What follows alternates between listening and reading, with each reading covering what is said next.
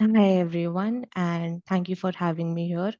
Thank you for waking up this early and being here to listen to me.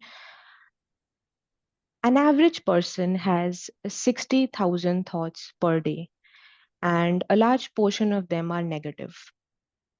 70 to 80% of our thoughts are negative, repetitive, and self critical. The negativity bias is a well documented psychological phenomenon. For example, it often takes multiple positive experiences to outweigh the psychological impact of a single negative one. This is how we humans are wired, and inherently, it's a good thing because this is how we've been able to survive. This wiring of our brains has allowed us to evolve and possess the luxury to go after things like spirituality, mindfulness, and a higher purpose of being. However, it is also a well documented fact that people spend a great deal of their waking hours with their mind wandering to negative or neutral topics. And this mind wandering is a significant contributor to unhappiness. I want to take this opportunity and talk about how experiencing negative emotions is not a bad thing and why we should develop the ability to sit with them instead of spending too much energy in avoiding them, and why resiliency is crucial to achieving our full potential. I believe a full life consists of experiencing the whole range of emotions that are available to us and developing the ability to master them. Avoiding emotions like fear, anxiety, or hurt, even stubbornness, can lead to missing out on a lot of experiences that life offers you. Quoting from personal experience, I missed out on looking at the beautiful corals in Hawaii because I have a fear of swimming in the open ocean.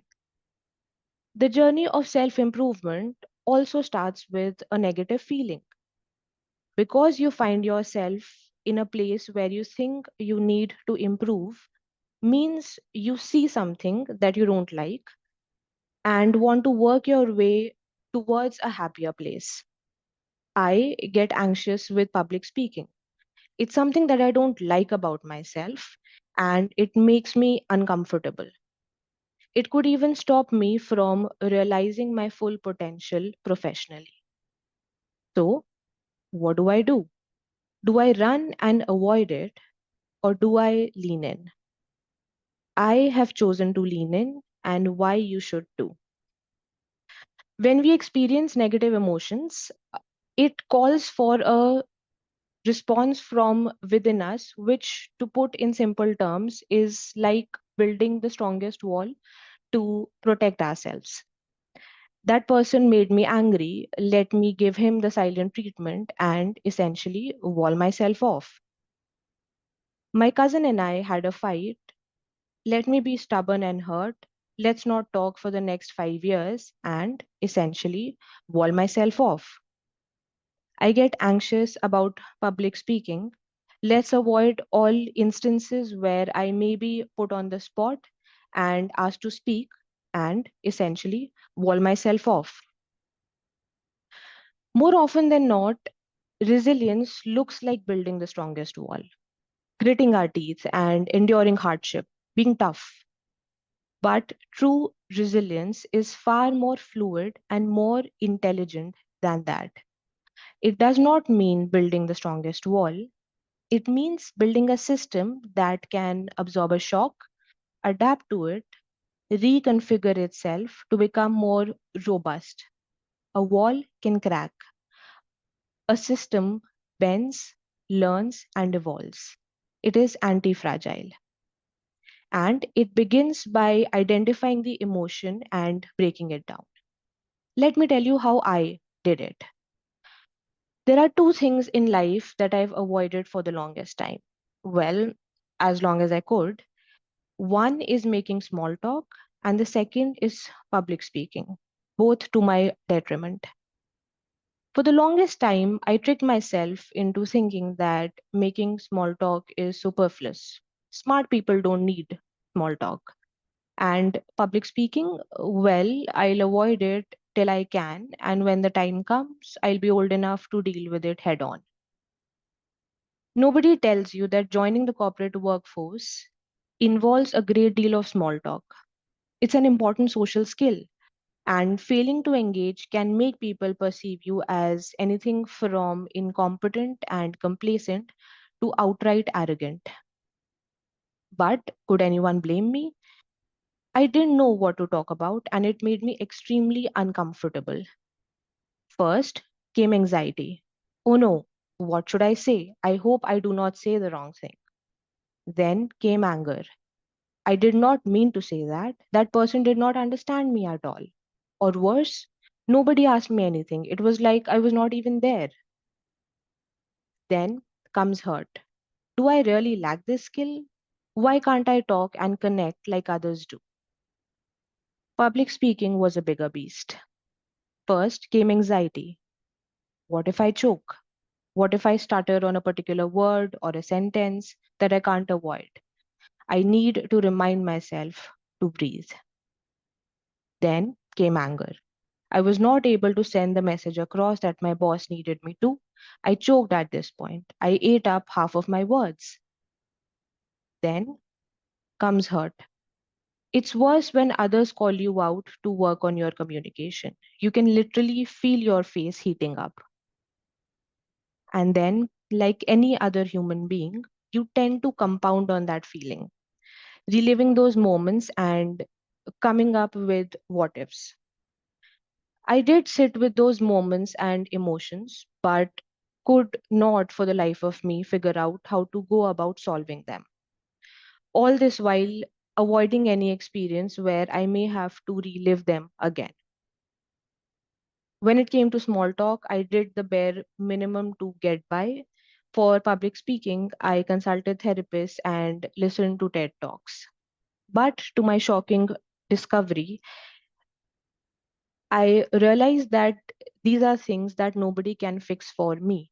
Avoiding them certainly didn't help. So, what was the solution? Walk into the battlefield and get shot? Walk into the battlefield and get shot. This line is from a diary entry of mine a couple of years back. When I wrote it, I did a double take on what I had written. This was the moment that broke the mold. I wish I could say I had a wiser moment of enlightenment, but this was the moment when I stared at my words objectively and truly dissected my thoughts. I was not going to a battlefield. It was a social or professional engagement. I was not about to get shot, definitely. I had to deliver a message or connect with people, and that's it.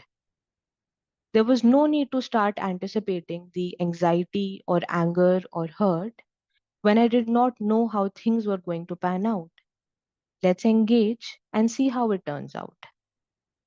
The cold and clammy palms, the feeling where you can feel your heart in your mouth was discomfort, and it was fine. It is how every human being is wired. And I can choose to course correct my bias and see it as excitement, similar to the feeling that you get when you are sitting on a roller coaster. The first step in my system became a de-escalation and removing subjectivity from the situation. It was not a battlefield. These were normal people with normal lives. The second step was centering myself, calling out my physical and emotional symptoms,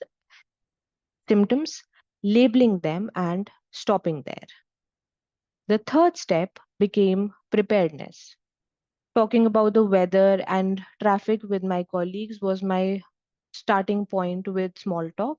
and practicing my presentations and speeches multiple times the night prior was my preparedness for public speaking. The fourth step became a long term plan to work on my breath work, practice the 4-7-8 breathing, and including activities that allowed me to switch off on a daily basis. I intentionally began to find opportunities within small groups to test my system and review how I had done, introspecting after each experience and holding myself accountable without the self critique. This system has allowed me to confidently speak in front of crowds ranging from 2 people to over 300 people. Now, you might think that's the end of the story, but the path of self improvement never truly ends.